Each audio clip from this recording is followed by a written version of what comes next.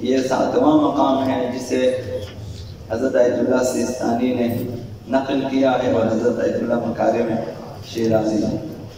یہ 7واں مقام ہے کہ جہاں بیٹھنے کی حالت میں انسان کو 4 اور 6 کے درمیان شک ہو جائے۔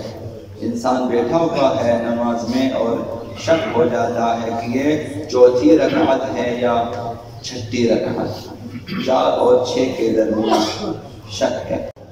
اگر دوسرے سجدے میں وارد ہونے کے بعد شک کرے کہ یہ 4تھی رکعت ہے یا 6ٹھی رکعت ہے تو بنا رکھیں کہ 4تھی رکعت ہے اور نماز کو تمام کریں، نماز کے بعد 2 سجدے سہو بجا لائیں، جیسا کہ کل کے اس میں عرض ہے 2 سجدے سہو بجا لائیں۔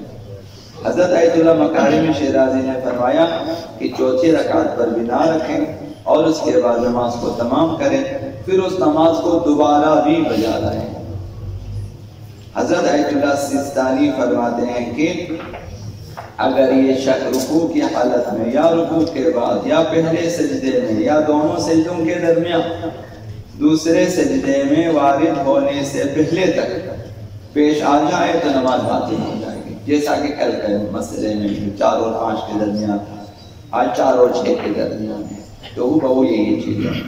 وہاں بھی 4 پہ بنا رکھنا ہے، نماز ختم کرنی 2 سجدے سہو مثلا، آج بھی 2 سجدے سہو ہے۔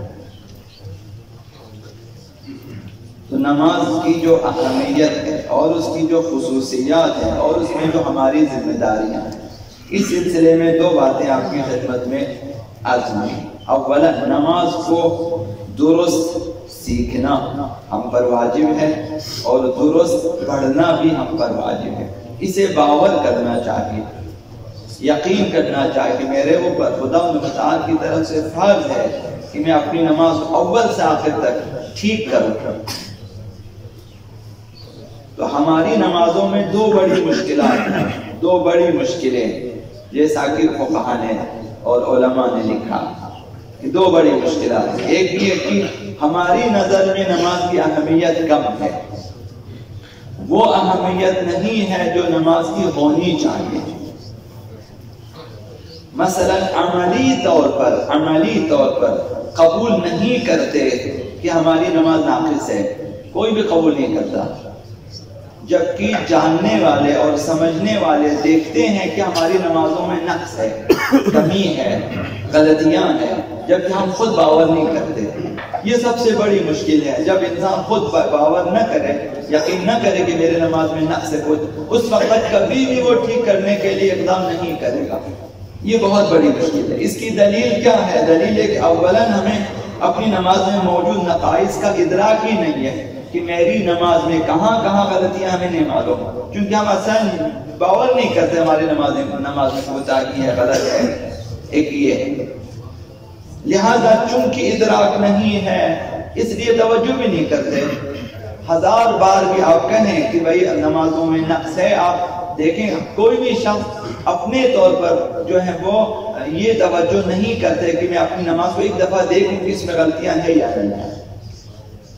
اور یہ پہلی مشکل ہے ہماری نمازوں میں کہ ہم اصلا نہیں سمجھتے ہماری نمازوں میں نقص ہے۔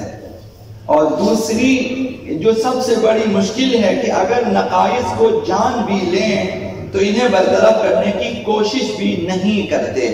یہ دوسری بڑی مشکل ہے، ٹال مٹول کرتے ہیں آج کل کر کے جو ہے شیطانی وسوسے ہمیں دھوکے میں رکھ لیتے ہیں، پھر ہم ٹھیک نہیں کرتے۔ اور اسی طرح ہم بڑے ہو جاتے ہیں، جب ہم بڑے ہو جاتے ہیں، جب چند سال گزر جاتے ہیں، پھر ہم باور کرتے ہیں یہی ٹھیک ہے، پھر اسے ٹھیک کرتے ہوئے ہمیں جو ٹھیک ہے وہ غلط سمجھنے لگتے ہیں، جو جس پہ ہم عمل کریں اسی کو سمجھتے ہیں یہی ٹھیک ہے، کیونکہ اتنے عرصے سے میں نے اس پر عمل کیا ہے۔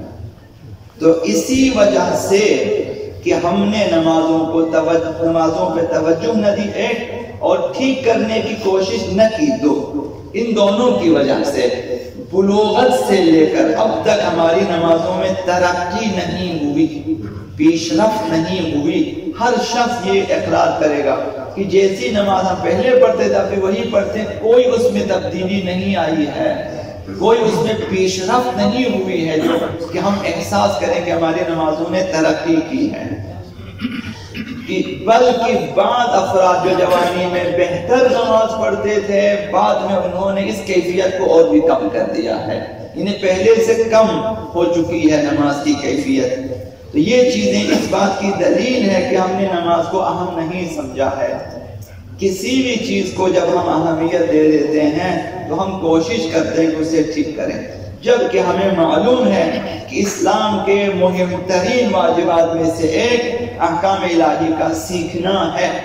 یہ سب پہ فرض ہیں۔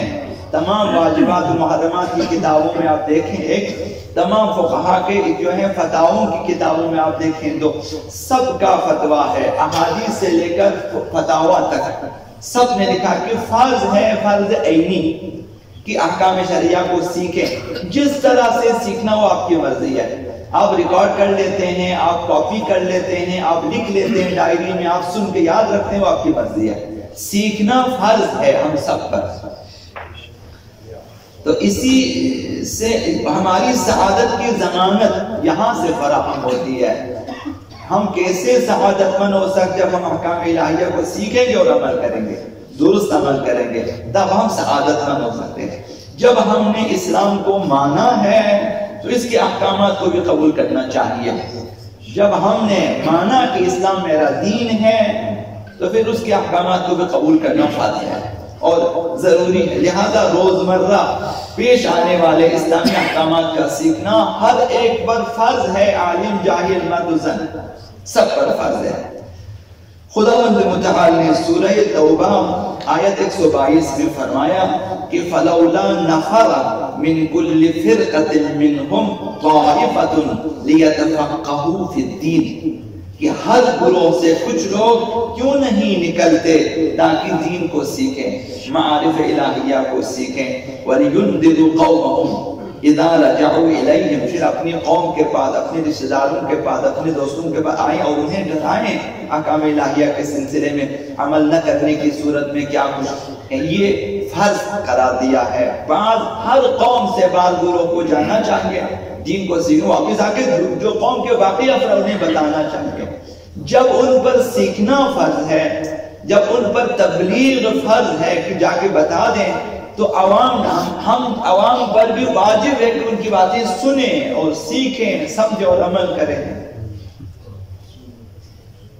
تو یہ آیت دلیل ہے کہ مسائل دین کا سیکھنا واجب ہے۔ آقا امام جعفر الصادق علیہ السلام